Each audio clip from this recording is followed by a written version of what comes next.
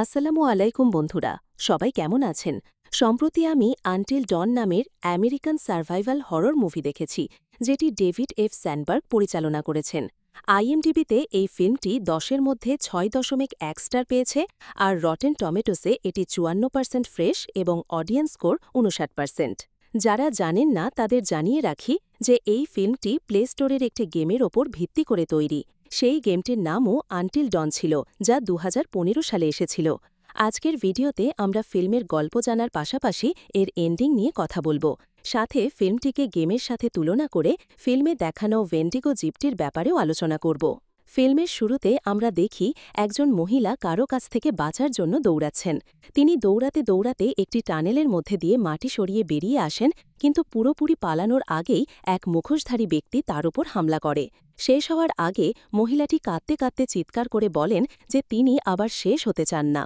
এখান থেকে দৃশ্য বদলে ক্লোভার নামের একটি মেয়ের ওপর ফোকাস করা হয়, যে তার বন্ধুদের সাথে নিজের বোন মেলানিকে খুঁজতে রোড ট্রিপে বেরিয়েছিল। তাদের দলে ক্লোভার ছাড়াও ম্যাক্স ছিল, যে ক্লোভারের প্রাক্তন প্রেমিক। তারপর নিনা আর মেগান নামের দুটি মেয়ে ছিল। সাথে নিনার প্রেমিক অ্যাবও ছিল, আর তারা অ্যাবের গাড়িতেই ছিল। তাদের কথাবার্তা থেকে আমরা বুঝতে পারি যে ক্লোভারের মায়ের মৃত্যুর পর তার বোন মেলানি তাকে ছেড়ে চলে গিয়েছিল, আর তখন থেকেই সে নিখোঁজ। যদিও মেলানি ক্লোভারকে একটি ভিডিও পাঠিয়েছিল, যেখানে আমরা হার্টলিস নামের একটি দোকান দেখতে পাই, আর সেই দোকানটি ক্লোভার ও তার বন্ধুরা খুঁজে বের করেছিল। এবার আমি আপনাদের এদের মধ্যকার সম্পর্কগুলো একটু বুঝিয়ে বলি। যেমন ম্যাক্স আবার ক্লোভারের প্রেমিক হতে চেয়েছিল। নিনা প্রতি ৩ মাস অন্তর নিজের সঙ্গী বদলায়, আর এই সঙ্গী কখনো ছেলে হয় কখনো মেয়ে। তবে নিনার বন্ধু সবসময় ক্লোভার, মেগান আর ম্যাক্সি ছিল। এর থেকে বোঝা যায় যে অ্যাব তাদের দলে নতুন। মেগান একটু সাইকিক ধরনের, যে পজিটিভ ও নেগেটিভ ভাইবসে বিশ্বাস করে। ক্লোভার আর তার বোন মেলানির মধ্যে কিছুটা মনোমালিন্য ছিল, কিন্তু এখন ক্লোভার তার বোনকে খুঁজছে। আরেকটি বিষয় হল, মেলানির ভিডিও দেখে আমরা দর্শকরা পরিষ্কার বুঝতে পারি যে প্রথম দৃশ্যে যে মেয়েটি মারা যাচ্ছিল সে আর কেউ নয়, মেলানিই ছিল। যাই হোক, ক্লোভার দোকানের ভেতরে যায়, যেখানে হিল নামের এক দোকানদারের সাথে তার দেখা হয়। হিল জানায় যে এই জায়গা থেকে একটু এগোলেই গ্লুম ভ্যালি নামের একটি মাইনিং টাউন আছে, আর সেখানেই অনেকে নিখোঁজ হয়ে যায়। সুতরাং মেলানি যদি এখানে এসে থাকে, তবে খুব সম্ভবত সে গ্লুম ভ্যালিতেই নিখোঁজ হয়েছে। এটা শুনে ক্লোভার ও বাকিরা গাড়ি করে গ্লুম ভ্যালির দিকে রওনা দেয়। রাস্তায় খুব জোরে বৃষ্টি হচ্ছিল, এই কারণে সবাই চিন্তিত ছিল।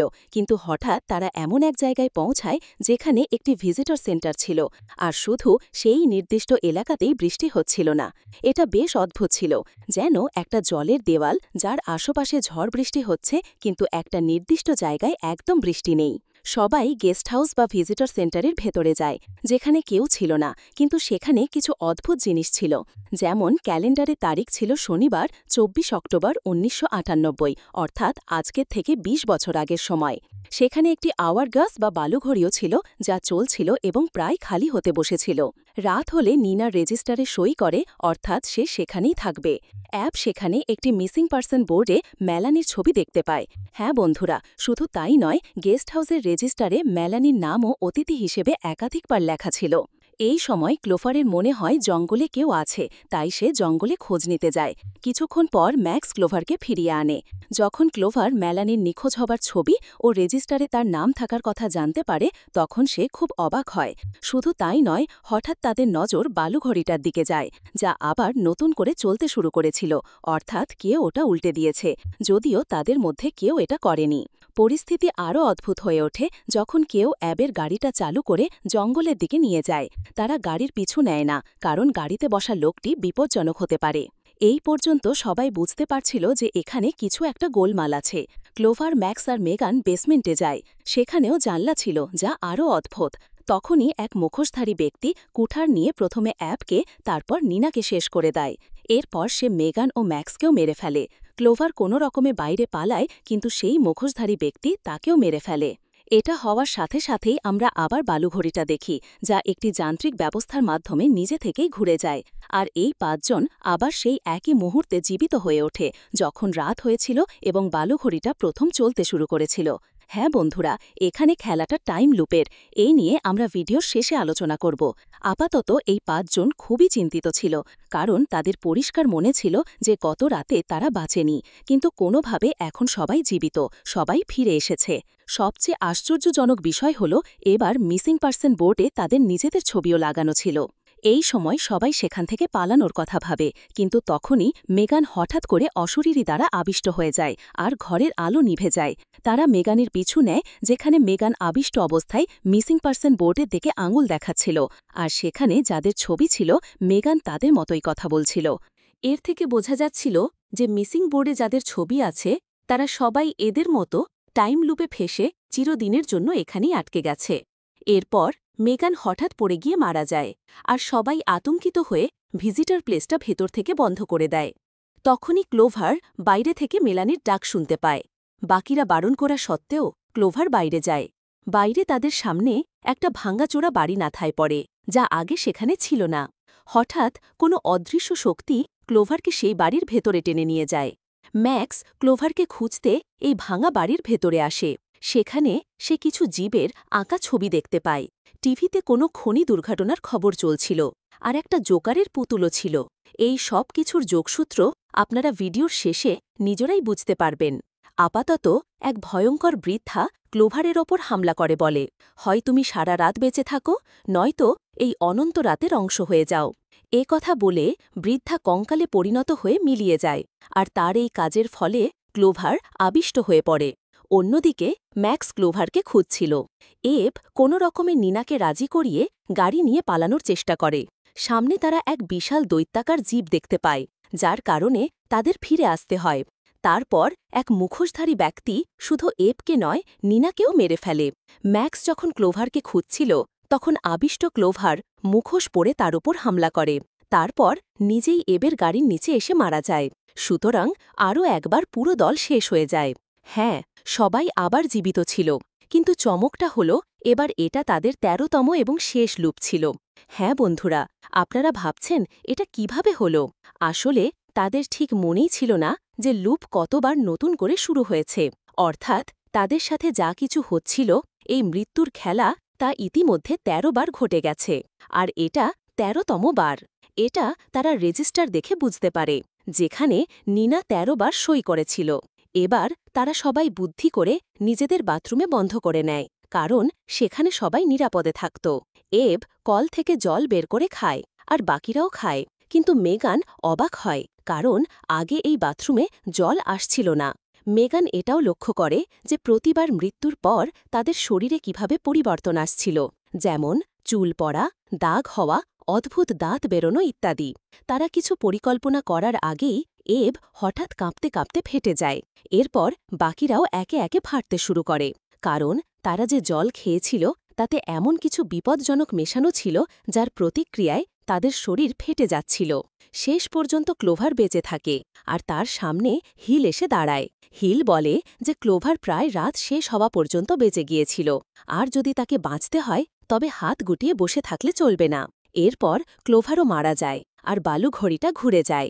আবারও তারা জীবিত হয়ে ওঠে। এবার তারা ঘরের ভেতর তল্লাশি শুরু করে, যাতে কোনো সূত্র পাওয়া যায় যে এখানে কি হচ্ছে আর এখান থেকে কিভাবে বেরোনো যায়।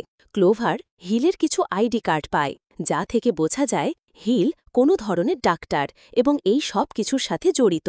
এব ২০ বছরের পুরনো একটি খবরের কাগজ পায়, যেখানে লেখা ছিল যে সেই সময় গ্লুম ভ্যালিতে একটি খনি দুর্ঘটনা ঘটেছিল। আসলে খনির কাজ করতে গিয়ে লোকেরা এত গভীরে খনন করেছিল যে পুরো শহরটাই ধসে মাটির নিচে চলে যায়। এই ঘটনায় ১১০০রও বেশি মানুষ মারা যায়। যারা বেঁচে ছিল তারা মানসিক আঘাতে ভুগছিল। সেই আঘাত সামলানোর জন্য ডক্টর হিলকে ডাকা হয়, যিনি এক ধরনের থেরাপিস্ট ছিলেন এবং বেঁচে থাকা মানুষদের চিকিৎসা করছিলেন। এই কারণেই এই এলাকায় অন্য বাড়ি দেখা যাচ্ছিল না, কারণ সেগুলো মাটির নিচে চলে গিয়েছিল। বেসমেন্টে যে জানলাগুলো দেখা গিয়েছিল সেগুলো আসলে ওপরের তলার জানলা ছিল, যা মাটির নিচে দেবে গিয়েছিল। তারা তথাকথিত বেসমেন্টের জায়গায় একটি দরজাও পায়, কিন্তু দরজার ওপাশে এত অন্ধকার ছিল যে কেউ যায়নি। তখনই ম্যাক্স একটি VHS টেপ পায়। সেই টেপে হিল বলছিল কিভাবে সে বেঁচে যাওয়া মানুষদের থেরাপি দেওয়ার পরিবর্তে তাদের ওপর পরীক্ষা নিরীক্ষা শুরু করে। রোগীদের পেশি দুর্বল হয়ে যায়, খিদে বেড়ে যায়, কিন্তু সবচেয়ে বেশি তারা ভয় পেতে শুরু করে, প্রচণ্ড ভয়। তারা ফোনে মেগানের তৈরি একটা ভিডিও দেখে, যেখানে দেখা যায় সে সত্যিই বেঁচে গিয়ে হিলের পিছু পিছু বেসমেন্টের সেই অন্ধকার দরজার ভেতরে গিয়েছিল। এরপর 4 জন সেই দরজা দিয়ে অন্ধকার টানেলের মধ্যে দিয়ে এগোতে থাকে, যাতে তারা হিলকে খুঁজে বের করে এখান থেকে পালাতে পারে। তারা সবাই মেগানের দেখানো পথে এগোয়, যেখানে তাদের ওয়েন্ডিগোদের সাথে লড়তে হয়, কিন্তু কোনো রকমে সবাই বেঁচে এগোতে থাকে। এমনকি কিছু মুখোশধারী ব্যক্তিও তাদের ওপর আচমকা হামলা করে, আর এই হামলায় ক্লোভার বাকিদের থেকে আলাদা হয়ে যায়। এখানে ক্লোভার তার বোন মেলানিকে দেখতে পায়, কিন্তু ওয়েন্ডিগো রূপে। ক্লোভার অনিচ্ছা সত্ত্বেও মেলানিকে মেরে ফেলতে বাধ্য হয়, কারণ সে ওয়েন্ডিগো হয়ে গিয়েছিল আর ক্লোভারকে নিজেকেও বাঁচাতে হতো। এরপর ক্লোভার অবশেষে মেগানকে খুঁজে পায়, যে একটি ঘরে বন্দী ছিল। একটি শিকল দিয়ে বাঁধা ওয়েন্ডিগো মেগানকে মারার জন্য ধীরে ধীরে শিকল ছিঁড়ছিল। অন্যদিকে এব, নিনা আর ম্যাক্স ওয়েন্ডিগোদের সাথে লড়ে নিজেদের বাঁচাচ্ছিল। ক্লোভার দৌড়ে হিলের অফিসে পৌঁছায়, আর সেখানে হিলও এসে পড়ে। ক্লোভার হিলু মুখোমুখি হয়। হিল জানায় যে সে পরীক্ষা নিরীক্ষা করছে, আর তারা যে জীবগুলোকে দেখেছে সেগুলো ক্লোভারের হতাশা ও ভয়েরই প্রতিফলন। কথাবার্তার মধ্যে ক্লোভার লক্ষ্য করে যে ওপরের পাইপ থেকে সেই বিষাক্ত জল চুইয়ে পড়ছে, আর ক্লোভার চুপিসারে হিলের চায়ের কাপে সেই জল মিশিয়ে দেয়। হিল সেই চা খাওয়ার সাথে সাথেই ফেটে যায়। হ্যাঁ বন্ধুরা, এরপর ক্লোভার চাবি নিয়ে মেগানকে মুক্ত করে। অন্যদিকে বাকিরা মুখোশধারী লোকেদের মেরে ফেলে। তারপর সবাই একসাথে টানেল দিয়ে পালাতে থাকে। তাদের পেছনে ওয়েন্ডিগোরা তাড়া করছিল, কিন্তু তারা কোনো রকমে টানেলের শেষ প্রান্তে পৌঁছায়। বন্ধুরা, এটাই সেই জায়গা যেখানে আমরা প্রথম দৃশ্যে মেলানিকেও আসতে দেখেছিলাম। তারা ঠিক সময় টানেল থেকে বেরিয়ে যায়, আর বালুঘড়ি শেষ হওয়ার সাথে সাথেই সূর্য ওঠে। তখন তারা বুঝতে পারে যে অবশেষে তারা টাইম লুপ থেকে মুক্তি পেয়েছে। টাইম লুপ থেকে মুক্ত হয়ে দলটি তাদের জয়ের আনন্দ উদযাপন করে এবং সেই জায়গা থেকে গাড়ি চালিয়ে দূরে চলে যায়, অর্থাৎ সেখান থেকে বেরিয়ে পড়ে। মুভির শেষ দৃশ্যে আমরা সেই ঘরটি দেখতে পাই, যেখানে এই জায়গার অনেকগুলো নজরদারি স্ক্রিন ছিল। হঠাৎ বৃষ্টির আবহাওয়া বদলে তুষারপাত শুরু হয়, আর একটি গাড়ি সেখানে এসে থামে। মুভি এখানেই শেষ হয়ে যায়। তো বন্ধুরা, এই ছিল আনটিল ডন ফিল্মের গল্প। এবার আমরা ফিল্ম সম্পর্কিত কিছু বিষয় নিয়ে আলোচনা করব। প্রথমে যদি এন্ডিংয়ের কথা বলি, তবে শেষে যে তুষারপাতের দৃশ্য আসে তা একটি পরিবর্তনকে নির্দেশ করে। টাইম লুপ ভাঙার পর যখন সবাই বেঁচে যায় এবং বালুঘড়ি শেষ হয়ে যায়, তখন তুষারপাতের দৃশ্যটি দেখায় যে দলটি টাইম লুপ থেকে মুক্তি পেলেও এখনও কিছু অদ্ভুত ঘটছে। বরফের এই পরিবর্তন ইঙ্গিত দেয় যে দলটি জয়ী হওয়া সত্ত্বেও তাদের এখনও এমন এক জায়গায় থাকতে হচ্ছে যা বাস্তবতাকে বিকৃত করছে। বৃষ্টি থেকে বরফে পরিবর্তন একটি নতুন চক্রের ইঙ্গিত হতে পারে, যা সহজভাবে বোঝায় যে তাদের জয় সত্ত্বেও বিপদ এখনও কাটেনি এবং এই দুঃস্বপ্ন আবার ফিরে আসতে পারে। হয়তো এই 5 জনের ওপর আর আসবে না, কারণ তারা সেখান থেকে বেরিয়ে গেছে, কিন্তু সম্ভবত অন্য লোকেরা সেখানে আটকা পড়তে থাকবে। এমনকি আমরা সেখানে একটি নতুন গাড়ি আসতেও দেখি, যা আমার এই বক্তব্যকে সমর্থন করে। এবার যদি ওয়েন্ডিগোর কথা বলি, ফিল্মে ওয়েন্ডিগোর কোনো প্রথাগত দৈত্য নয়, বরং ভয়, ট্রমা আর লোভের প্রতীক। লোককথা অনুযায়ী ওয়েন্ডিগোকে ক্ষুধা এবং মানুষ খাওয়ার আত্মা হিসাবে মানা হয়। আনটিল ডনে ওয়েন্ডিগো জীবগুলো আসলে ক্লোভারের ভয়েরই প্রতিফলন, যা হিলের পরীক্ষার মাধ্যমে জীবন্ত হয়ে ওঠে। এই জীবগুলো আগে মানুষই ছিল, কিন্তু তাদের মানসিক আঘাতের কারণে তাদের রূপান্তর ঘটে। খনি দুর্ঘটনার পর বেঁচে যাওয়া মানুষদের ভয়, ক্ষুধা আর দুঃখ তাদের ওয়েন্ডিগোতে পরিণত করেছিল। ওয়েন্ডিগো এক ধরনের রূপকও, যা দেখায় কিভাবে অনিয়ন্ত্রিত নেতিবাচক আবেগ মানুষকে গ্রাস করতে পারে, যেমন এই জীবগুলো অন্যদেরকে খেয়ে ফেলে। ক্লোভারের কথা বললে তার চরিত্রটি বোন মেলানিকে খোঁজার ঘটনায় গভীরভাবে প্রভাবিত। যদিও ক্লোভার ও মেলানির সম্পর্ক ততটা ভালো ছিল না, বিশেষত তাদের মায়ের মৃত্যুর পর, কিন্তু দিনের শেষে তারা দুজনেই বোন ছিল এবং একে অপরের জন্য চিন্তাও করত। এই ট্রমা ফিল্মের কেন্দ্রীয় বিষয় এবং এটি ক্লোভারের সিদ্ধান্তগুলোকে প্রভাবিত করে।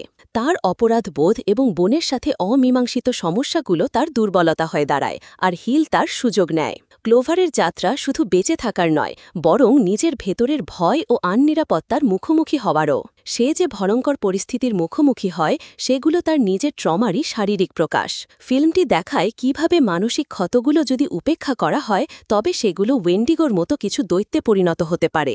এটা তো গেল ফিল্মের গল্পের কথা, কিন্তু আমি শুরুতেই বলেছিলাম যে এই ফিল্মটি আনটিল ডন নামের একটি গেম থেকে অনুপ্রাণিত।